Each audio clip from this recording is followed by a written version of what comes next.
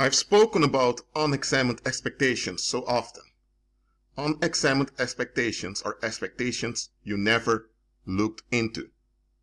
Those are expectations you develop during your upbringing by how you were conditioned by society.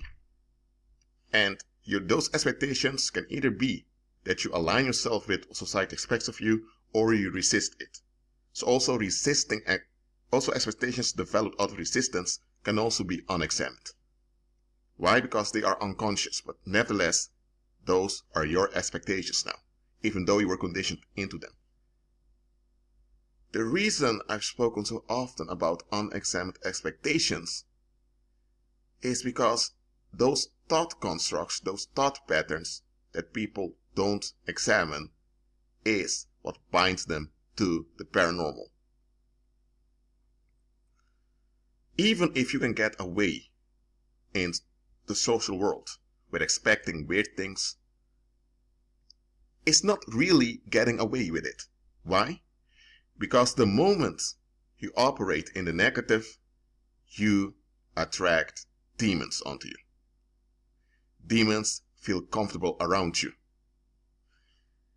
On this sketch, you see a female. She's looking into a mirror. She sees herself and the place behind her, whether it's a bathroom or whatever it is. And here you can see her energy field. Of course, she doesn't see her energy field, but it's around her. But what she can't see is the company she has around her. She doesn't see those men around her, but those men are there. You have a fallen angel over here who stands close, and you have 3 Nephilim nearby. Because demons operate in gangs. Some operate in small groups, but they always operate in a collective. You have some demons that go out individually, but even then, they do it because they have collective backup awaiting them. This woman, whoever she is, she looks angry, a bit bitter, she's frustrated, things didn't work out her way, and she has her reasons for cutting people off or not talking to certain people. She always has her reasons for what she's doing. And in a social world, because she's a woman and she grew up in a feministic society, she can get away with it. With them. But energetically speaking, she attracted bad company onto her. So she herself became bad company. Everyone who hangs around her is also hanging around these guys. And these guys want people to hang around her so that they can use her to ruin others. Because those entities over here, they are miserable and they want others in their misery. Misery loves company. That's true. So the paranormal has a grip on this lady over here. She's not aware of it, but nevertheless, those entities will use her to trap others. That's why I always tell you to examine your expectations. That's why I always tell you to agree with Christ. I always tell you that your expectations must be renewed so that your expectations are Christ-centered. The moment you have expectations that are not in line with Christ, that are not Christ-centered, unclean spirits have let me say, I won't say an open door. It's not as if you're inviting them, but they have they have a chance to have a grip on you because you have something in you that's not of Christ. In this case, an expectation, or and this expectation can, for example, be that you want to be respected, you want people to be polite to you, whatever it is. If the expectation is accepted by your community, if the expectation is praised by the community, but it's not Christ-centered, lose it.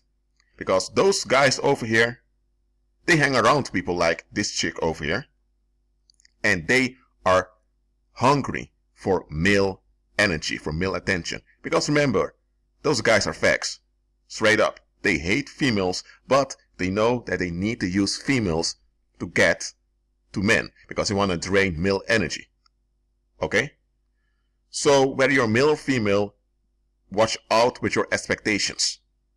Make sure your expectations are Christ-centered. That's why I always tell people to look at the bigger picture. And this is why the Holy Spirit wanted certain people to leave your life. This is why the Holy Spirit cut off certain people from you. Because some people, just like this chick over here, they have bad company. And the bad company is with them everywhere they go, because these are parasites. And these parasites will use her to exploit and ruin others around her. Now, even if she's not aware that those entities are there and those entities are working through her, she is still responsible for what's going on because she has expectations that she can't account for.